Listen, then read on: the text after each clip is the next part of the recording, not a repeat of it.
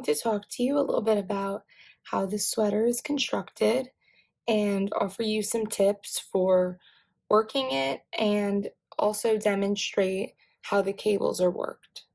Okay, so this sweater is worked from the bottom up.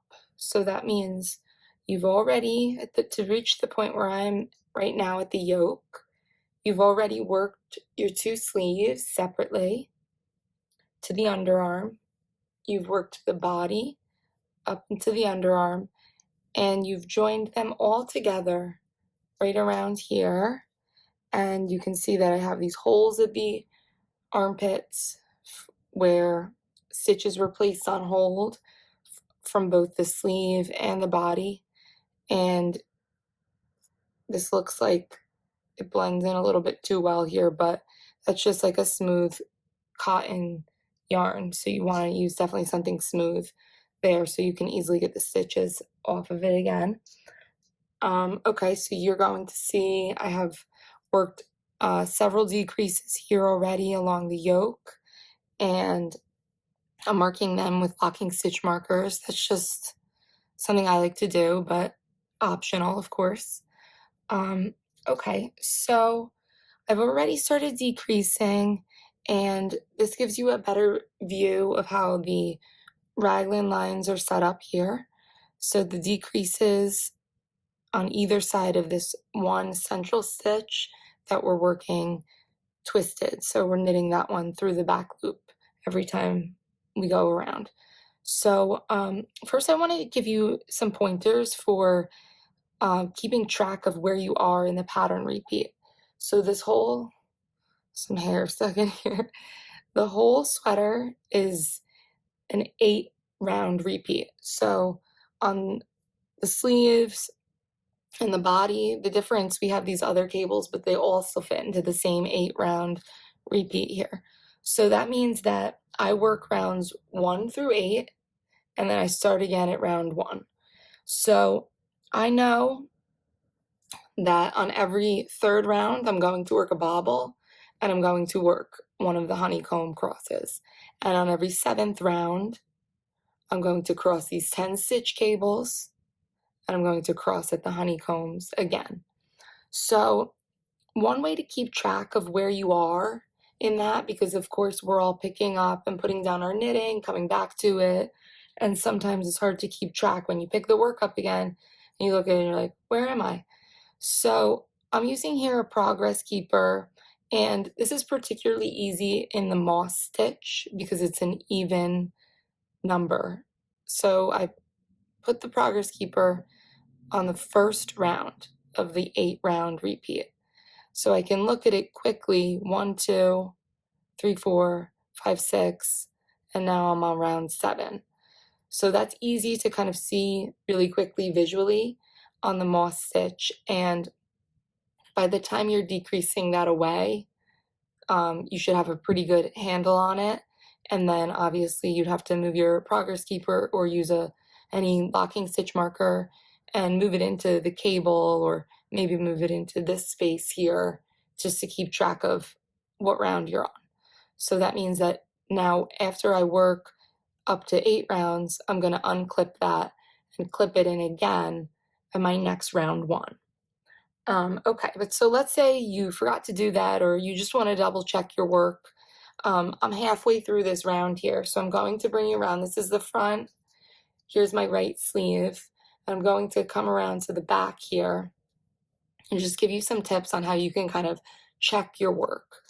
Okay, so at this 10 stitch cable, one way of it's hard sometimes to look at a cable and be able to count the rows and figure out where you're at in your pattern repeat. So one way of doing that is kind of moving the cable apart with your hand like this. And that first bar that I see right here, that's going to belong to this stitch. See these? And that's going to be the one that I worked the cable on. So I know I worked this cable last time on a round 7. So that's my round 7 right here, above that round 8. and then I started it again at the beginning. So I have 1, 2, 3, 4, 5, 6. So again, I'm on a round 7, so that then I know, okay, perfect. Round 7, I'm gonna cross at that cable again. Okay, if I'm over at the bobble and I wanna check my work here, looking right down the very top of the bobble right there, that's the round where I worked the bobble. So that was a round 3. After that, on a round 4, I knit into that bobble the very first time I'm working past it. So that was a round 4. Okay, the stitch above it is 5, and this is 6. So there, I can check again with my bobble. Okay, now I'm over at my honeycomb. I can do the exact same thing that I did on this 10 stitch cable and move it apart a little bit. Take a look at that bar. That belongs to round 3 in this case. So there's my round 3. Above it, round 4, 5, and 6. Okay, so that's just a little tip for checking your work there. Okay, so like I said, I'm on round 7. I just worked across the front. I'm going to show you how to do the decrease at the raglan because this is a decrease round for me. And I'm going to show you, I'm going to just demonstrate the cables here. All right. So I'm approaching a raglan line here, and I have that separated by 2 markers. Now you may find you don't care to use markers after you get the hang of it. That's totally fine. Of course, that's optional. You can see in my main panel, I recommend when you are setting it up at the bottom, after the ribbing, you may wish to place more markers between the different patterns just to delineate that until it's established and you can see it better. And then if you wish, remove the markers or not. I just have one over here before these 2 purl stitches and the same on the other side. Okay, so I'm approaching my decrease here, and the decrease, I'm going to decrease in the direction that's dictated by this stitch right before it. So I'm still working in moss stitch here. Now, as I decrease away those moss stitch areas, I'm going to start to encroach on my pattern stitches.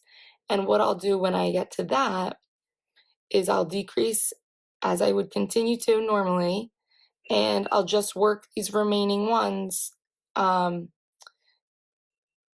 as I am able to. So as I take a few away from here, I'm not going to be able to cross the cable. So I'll work these in stockinette and so on. And the same goes for the sleeve.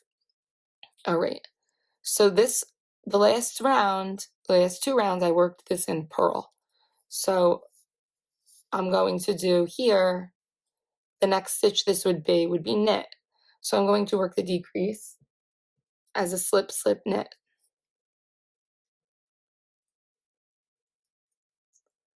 Okay, marker. Now I'm going to twist this stitch. So normally we're going through the front of a stitch. Here I'm going to insert my needle through the back leg of the stitch.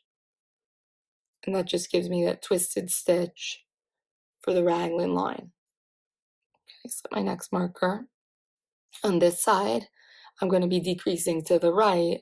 So I'm doing it's the same as over here, but mirrored. And I'm going to do a knit 2 together. Okay, purl this one, slip. All right. So I already know that on this side of the panel, I'm twisting my cables, that it's going to look as if twisted to the right, and the opposite on this side to the left.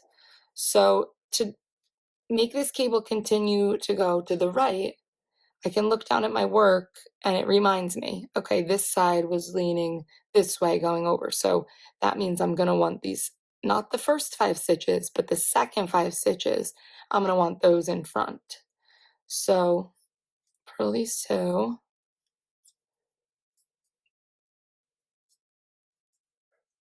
Okay, so to bring these stitches in front, that means I have to bring these ones in the back.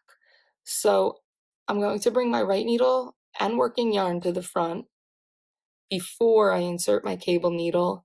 This just makes it a little bit less fussy. It's not necessary, but it's how I like to do it. 3, 4, 5. All right, I'm gonna knit these. Next, 1, 2, 3, 5. Okay, and I have these stitches now, they're coming to the front. And then I'm gonna get these off of my cable needle and onto my right needle.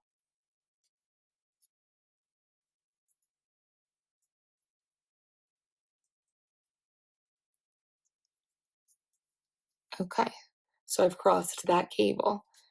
All right, it's not a bobble round, those are only on round 3. So I'm not going to be working a bobble here, I'm just going to purl these stitches.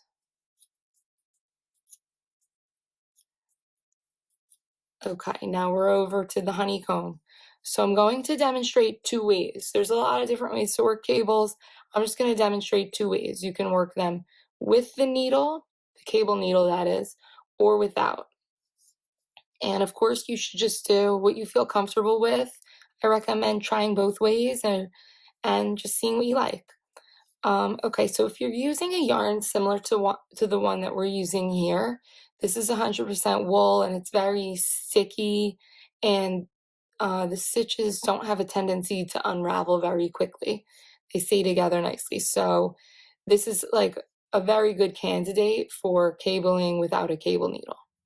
All right, so I want to make sure that my stitches are not pulling back on the needle. So I push to them forward a little bit more. And I'm going to demonstrate first using no cable needle. Okay, so the first thing, I look down at my work and I can see that this line, to continue that line, I have to bring these 2 stitches to the right. So that means they have to be in the front and the 3rd and 4th have to be in the back. So I'm going to slip those off my needle and I'm going to pick up the back stitches first. So that in this case, that's stitch 3 and 4. They're going onto my right needle, and I'm going to swoop in here and get stitches 1 and 2 on my left needle. Transfer 3 and 4 back to my left needle, and then I can just knit those 1, 2, 3, 4.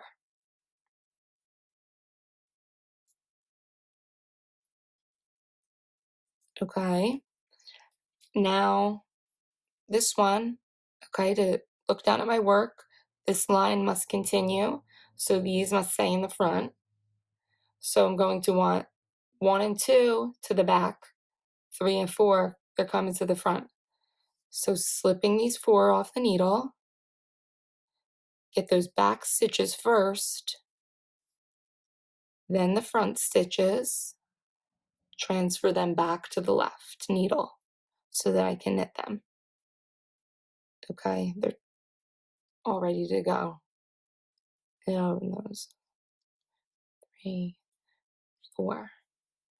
Okay, I'm going to repeat that again, just so you can see that one more time, and then I'm going to demonstrate how to do the same thing with the cable needle. Okay, slip these 4 off, pick up the back stitches first, then the front, come over to the left, knit them.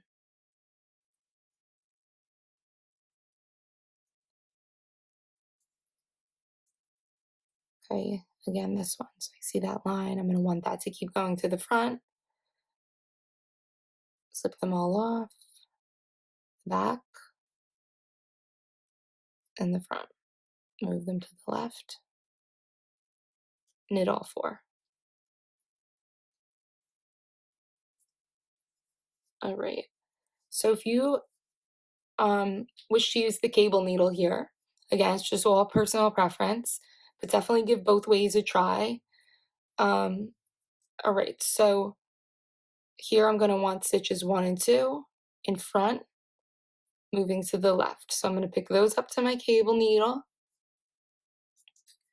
keep that right here, knit the next 2, and then this is how I find it to be the simplest way to work it. Transfer these 2 back to the left needle, then work them off of the left needle. Of course, if you wish, you can just move them to the other end of the cable needle and work them from there. That's just your choice. All right, I'm gonna do the same thing here, except this time I'm going to the right. So I'm moving my right needle and my working yarn to the front, and I'm gonna put the back first 2 stitches there on the cable needle, knit those 2, and now I'm gonna transfer these back to the left needle and knit them. Okay, do that one more time. Moving this one to the left.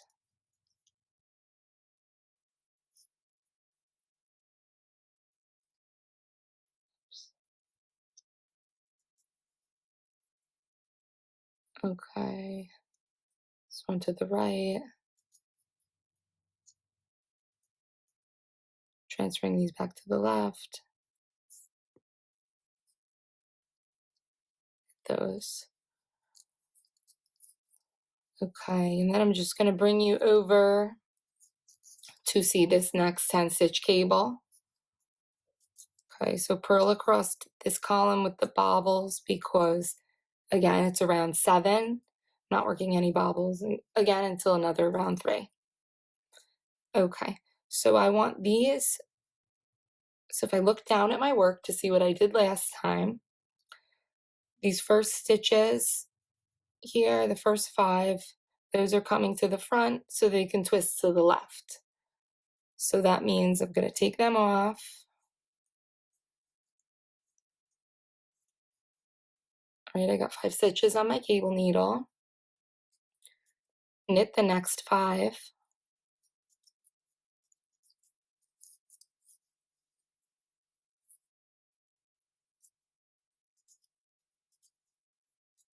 And then knit these 5 off of my cable needle. All right, so you can see as I'm working, I'm still on my 42-inch cable for my needles. So it's getting a little bit snug here, and I'm probably gonna go down soon to my 32-inch cable so that that becomes a little bit more comfortable to work. That's also personal preference. All right, so then I'm just gonna keep going, back around, work the other sleeve till I get to my beginning of round marker again over here.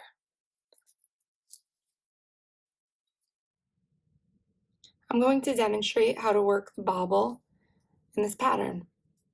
So I'm on a round 3 of the 8 round pattern repeat, and I can check my work over here just to make sure I'm on a round 3. I can look at my previous bobble here, and this stitch right here, that's the round 3 where I worked the bobble.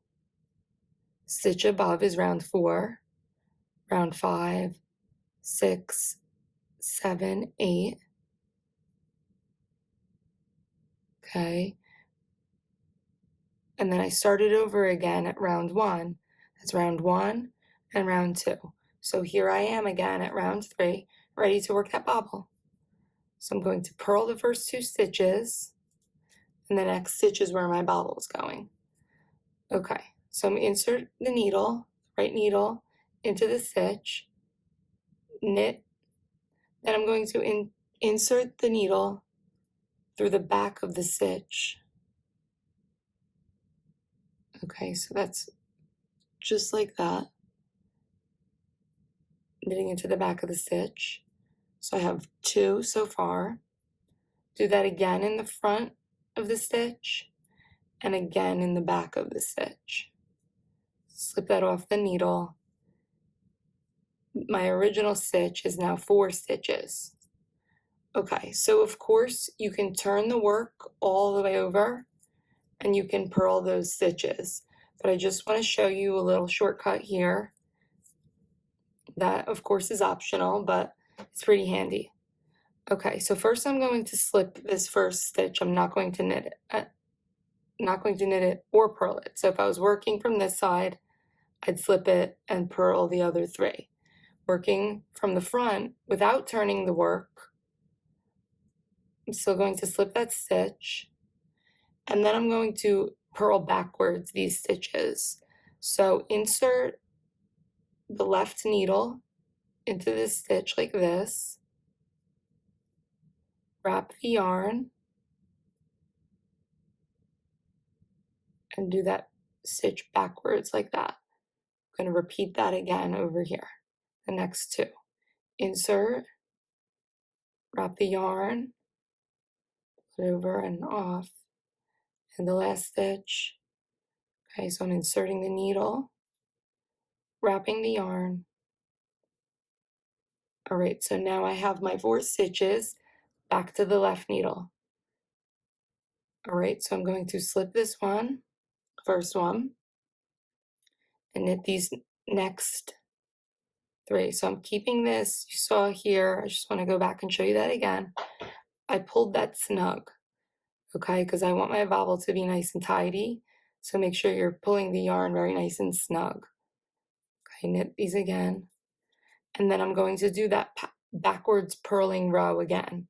So slip this stitch from the right needle to the left and do the backwards knitting on this stitch. So insert the needle, show you that again, wrap,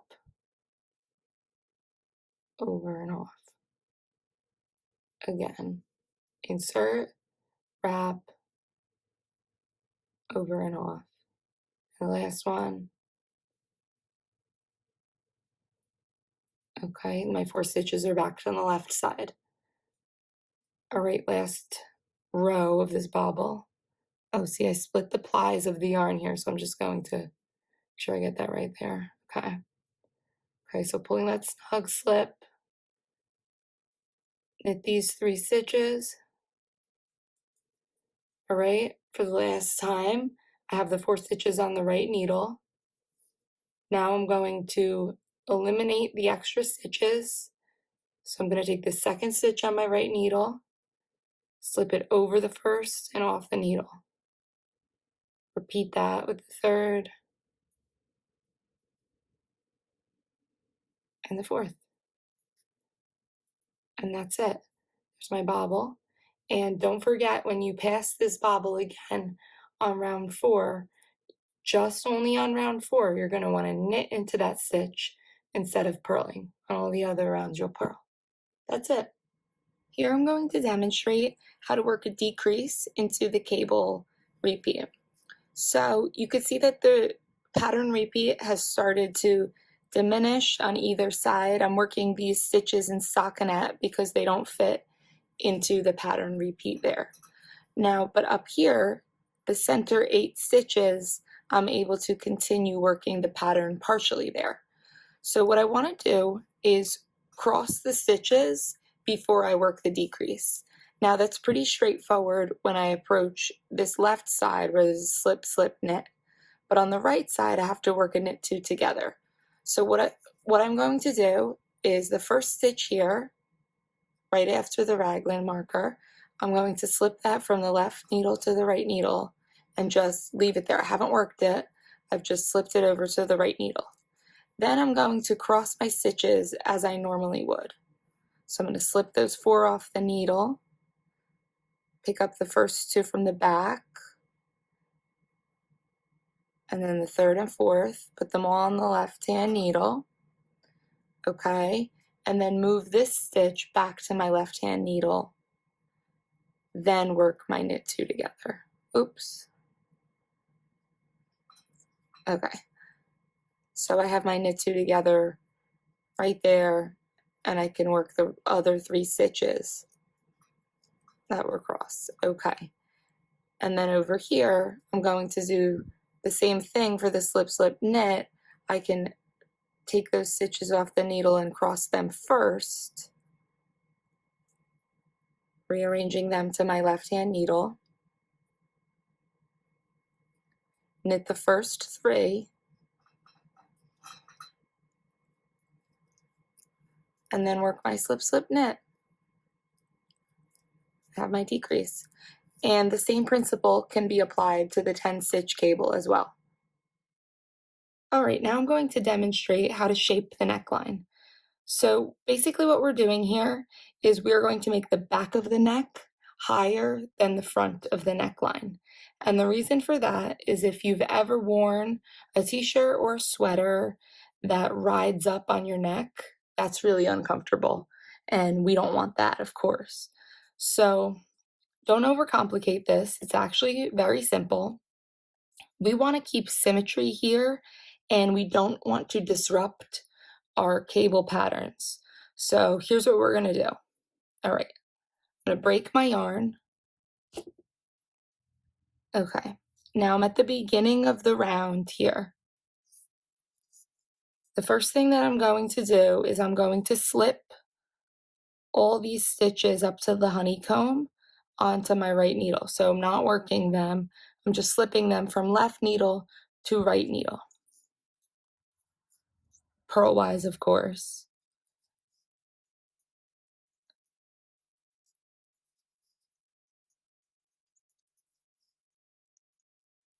Oh, I'm there. Okay. Now, I'm going to put these honeycomb stitches in the front. I'm going to place them on hold because I'm not going to be working them right now.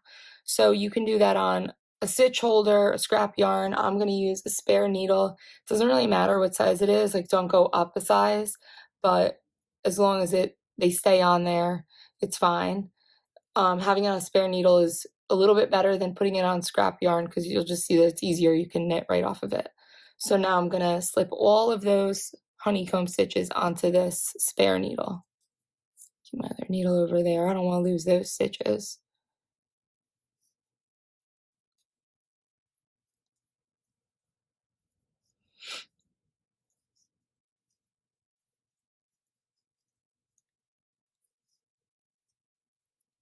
Okay.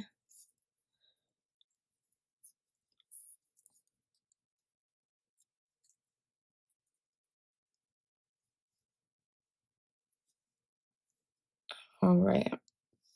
And when I get to the end of the honeycomb, stop slipping stitches. All right, there we go. So all of these are on hold now, right there in front. So we're just going to leave them alone for now. Okay, so get your yarn again, and we're going to now be working flat around the neck. So I'm going to rejoin the yarn here, and I'm going to work all the way around to the other end, and then turn the work and work back around on the wrong side. So of course, it's important now that I've ended having just finished an even numbered row. So I just finished round, I just finished around 8. So now this is, according to my pattern, this is going to be around 1. Now that's a row 1 of the pattern repeat. All right. So because it's an odd number, I'm going to be decreasing at my raglan line. And what I'm also going to do here now is I'm going to start shaping the neck. Okay, so I'm going to take this needle, and since I'm working flat, I'm just pulling it over this way. Get my yarn. I'm going to attach my working yarn here.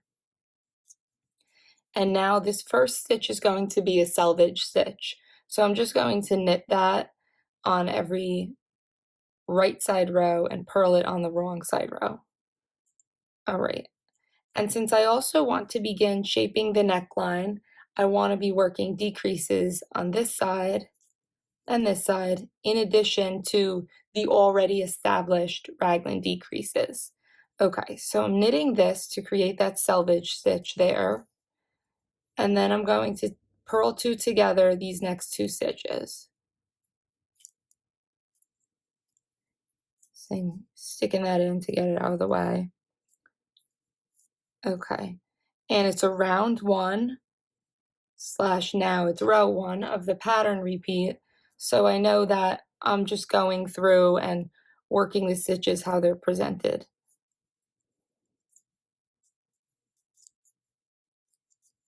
Okay, working across to my raglan line. Oops. And here I am, 2 stitches for the raglan line. I'm gonna do my slip, slip, knit.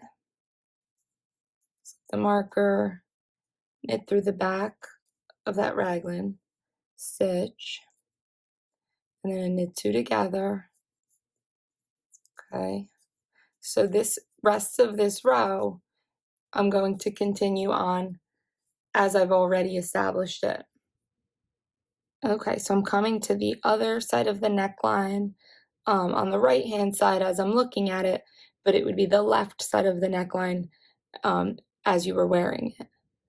Okay, and I want to work the decrease the opposite of the one on this side of the neckline. I worked a purl 2 together. So over here I want to work a purl, slip, slip, purl.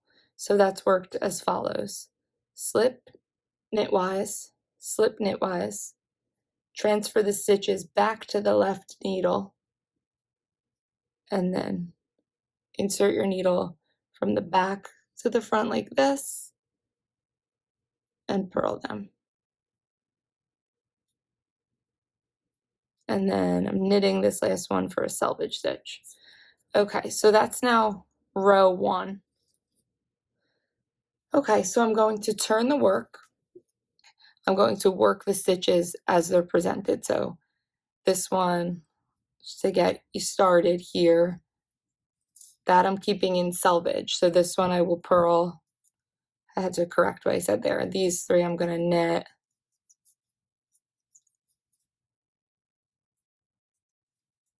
And then I'm going to work the others as they're presented to me.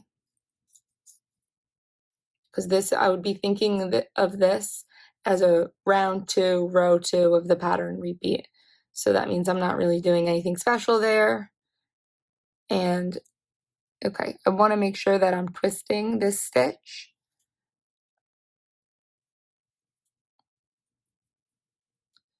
And you can turn that over and check your work just to be sure. All right, so I'm going to finish this part up. I'm going to purl back, and I'm going to repeat the decrease round the number of times that I need to. And then we're going to be moving on to the ribbing around the neckline. Okay, so our neckline shaping is finished, and we're going to move on to the ribbing. So what I'm going to do is pick up stitches along this diagonal edge, and then I'm going to leave these stitches here, but if you have them on scrap yarn, you can transfer them over to your right hand needle. I'm going to break the yarn and then pick stitches up on this diagonal edge. And this over here is going to be my new beginning of the round. Okay. So I'm going to pick up about 5 stitches over here, and let's see. So you can see that I had this selvage stitch right here, and what I'm going to do is insert my needle just as I normally would, picking up and knitting underneath these 2 legs of that stitch.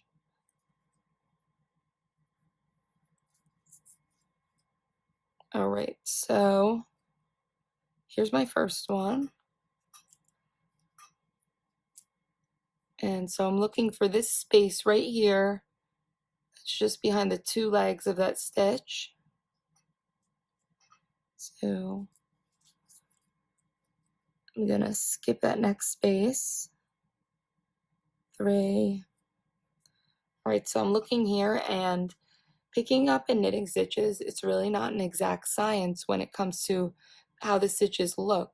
This one here looks too loose and sloppy, so I'm not going to pick it up right there. I'm going to kind of fuss around with it, you'll see, and then get something that's a little bit neater. But also, I mean, it's knitted fabric, so definitely expect that there are going to be times where you have to sew close a little space. If it's by a neckline or somewhere where you pick up stitches, that's just kind of bound to happen. Okay, so I'm going to try a few things. Let's see. I'm going to insert my needle right down here, see how that looks. If I'm happy with that. It's okay. This. All right, that's a little bit more tidy there. Okay, and one more. Let's see, right here. All right, so I've picked those stitches up.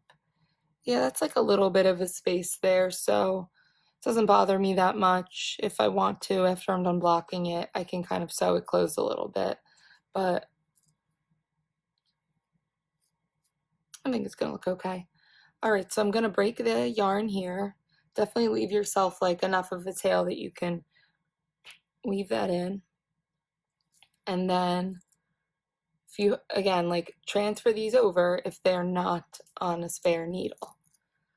Okay, and I'm gonna go ahead and use this spare needle to pick my stitches up on this side of the neckline. This one's a little tight here. Okay, so I'm joining my yarn again, leaving a tail that I can weave in. Now, I was splicing the yarns as I went along for this, so there actually aren't that many ends to weave in. A splice is a good option here, or a Russian join. Both of those will work really nicely. Okay, what's going on here? This is that other tail over there. I don't want to get confused with that. Okay, so 5 more stitches on this side to match the other side of the neckline. 1, 2, 3,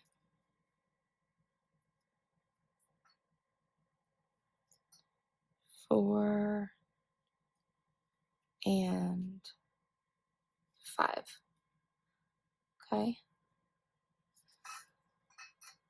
All right, so I've added in those stitches, and now the next step that I have is I'm going to change to the ribbing needle. I'm going to use a 16-inch cable. If you don't have that, you could also use a 32-inch. And the 16-inch is going to be a little tight in the beginning here because I have to decrease, but we'll see how it goes. Okay, so I've gone ahead and transferred my stitches onto my ribbing needle. You don't need to do that. You can just knit directly onto that needle, but I just did this to make it a little bit more clear for this tutorial. All right, so I have my needle there, I have my beginning of the round marker, and I'm going to begin working the knit 1, purl 1 rib. But while I'm doing that, I'm also going to be decreasing stitches. So I just have a post-it right here, and I've written down I have to decrease the 4th stitch 10 times, the 5th stitch 14 times. Now, I'm leaving that up in the air because you can move that 5th decrease, every 5th stitch decrease, you can kind of insert that as you see. It becomes a little bit more aesthetic if you do the 4th or the 5th. That's your judgment there. Okay, so I'm going to decrease the 4th stitch here.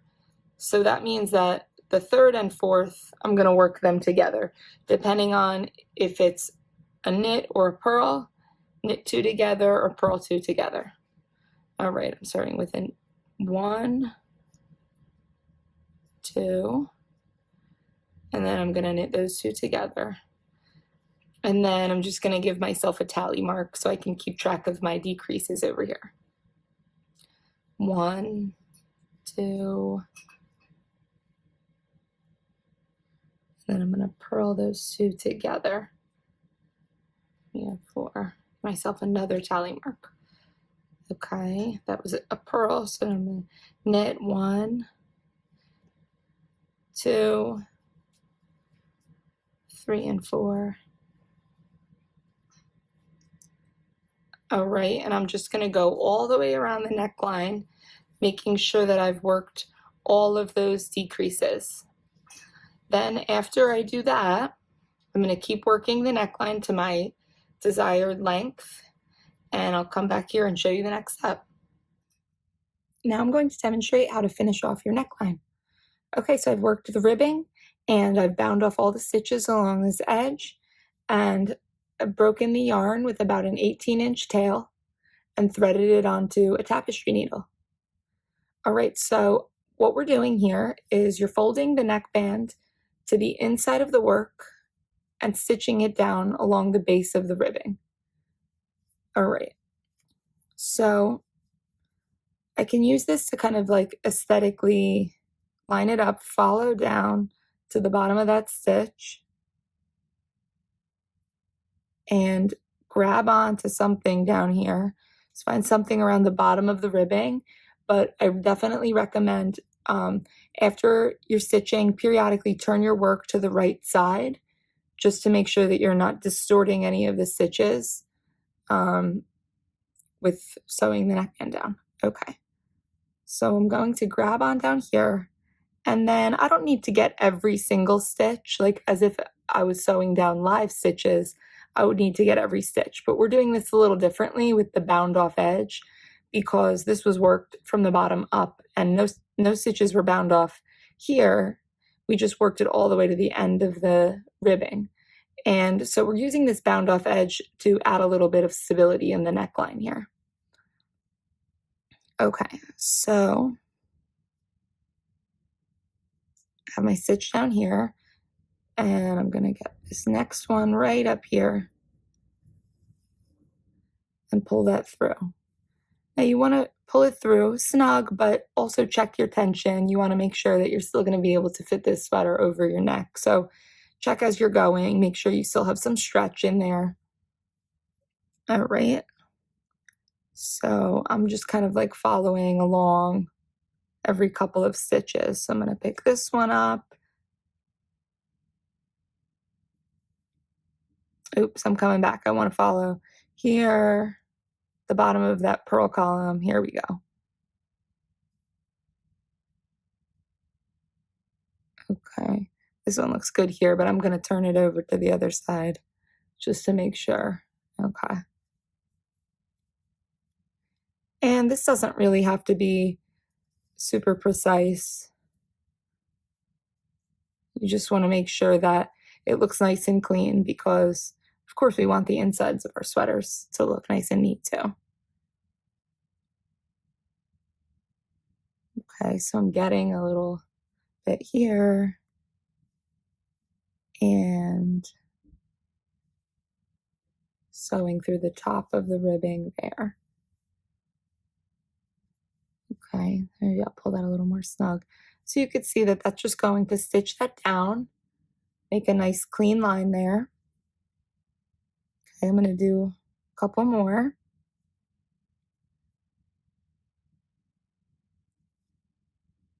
And up through here.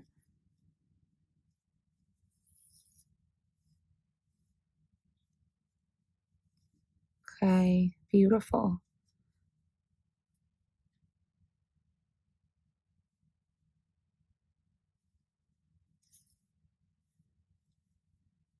And that's it. So I'm going to finish all the way around, go all the way around the neckline. Obviously, before you weave in the end, I definitely recommend trying this on to make sure you're happy with how the neckline fits and that it's elastic enough and everything. And that's it. Then just give it a couple of extra stitches, one on top of each other to make sure it's finished there, and weave in the ends.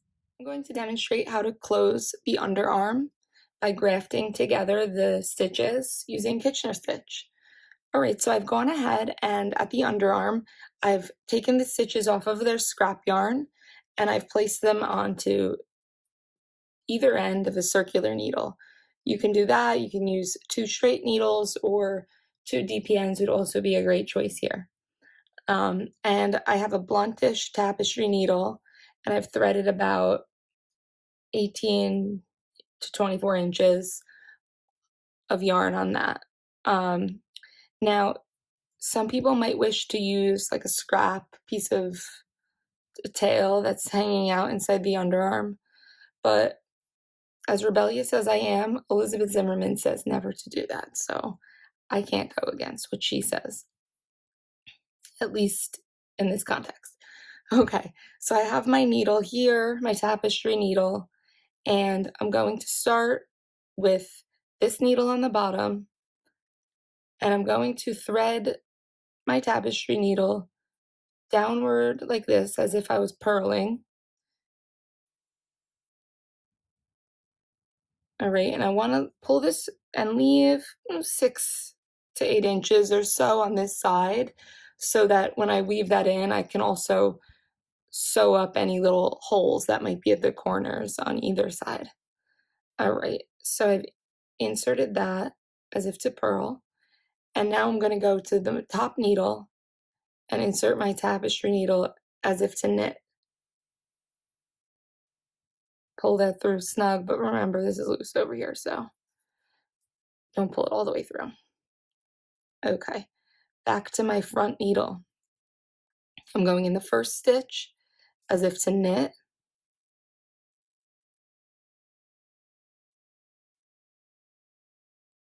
and letting that stitch slip off the needle. The second stitch as if to purl, and that one will remain on the needle. I am just adjusting the tension with this end here and the yarn there. Okay, to my top needle, insert as if to purl, and allow that stitch to fall off the needle, and then the second one as if to knit, and that will remain on the needle. And that's how it's done. I'm going to repeat that as if to knit,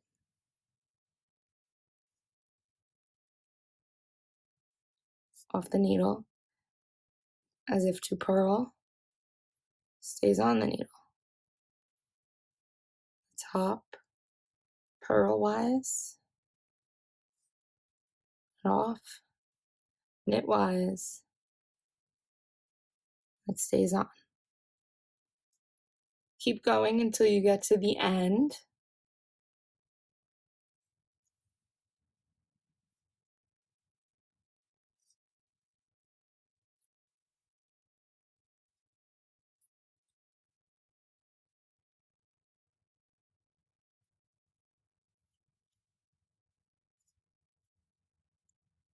And I'm adjusting the tension as I go. Keep kind of like taking a look at that, making sure it looks how you want it to look. Insert as if to knit, and off as if to purl, stays on.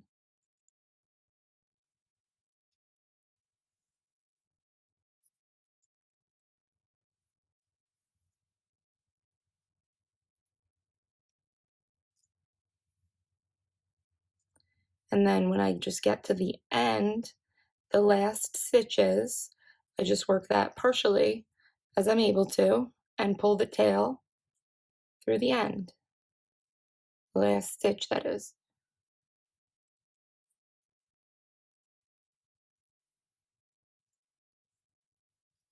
Okay, so you can see that's keeping them together nice and neat.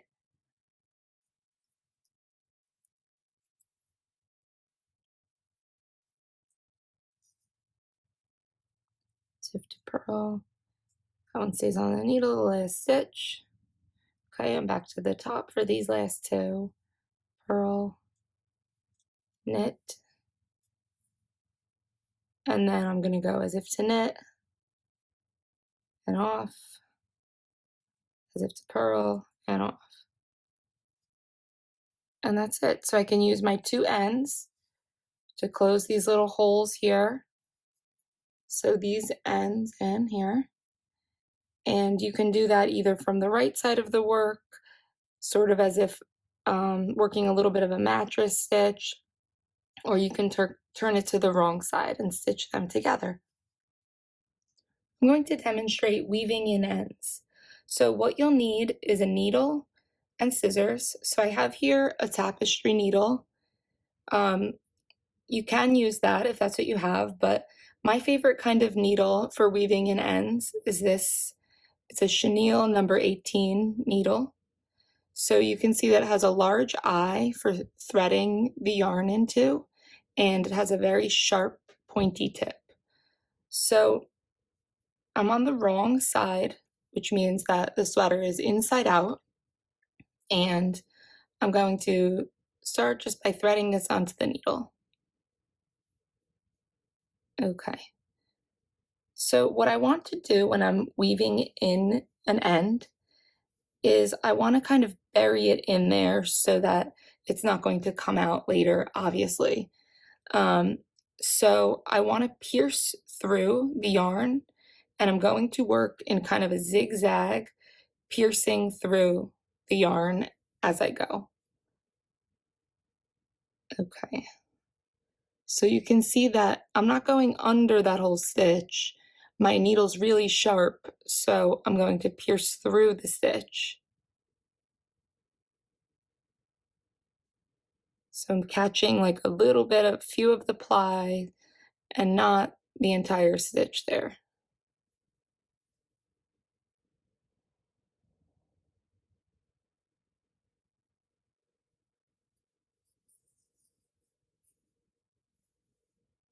Okay.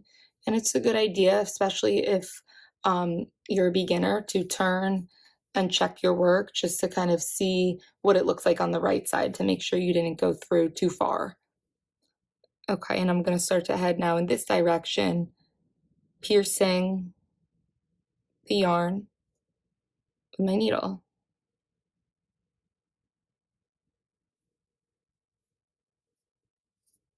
And that's it. So just do that back and forth a couple of times and cut the end. And there you have it.